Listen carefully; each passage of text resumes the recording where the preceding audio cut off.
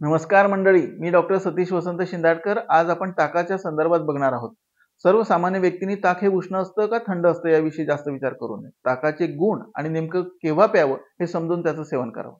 साधारणतः आदल्या दिवशी रात्री लावून दुसऱ्या दिवशी सकाळी मिक्सरमध्ये किंवा रवीने घुसळून त्याच्यावरचं लोणी बाजूला करून जो खाली द्रव भाग शिल्लक राहतो त्याला ताक असं म्हणतात.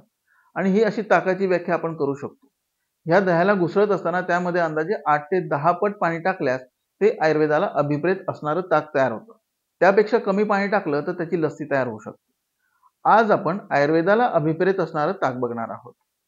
आता सांगितल्याप्रमाणे साधारणतः दह्यामध्ये 8 ते 10 पट पाणी टाकून लोणी बाजूला करून जे शिल्लक राहील त्याला आपण ताक समजावं.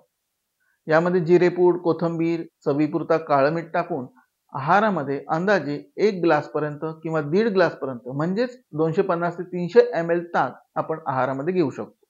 आहारात घेत असताना आहारामध्ये 1-1 घोट या प्रमाणात ताकाचं आपण सेवन करावं.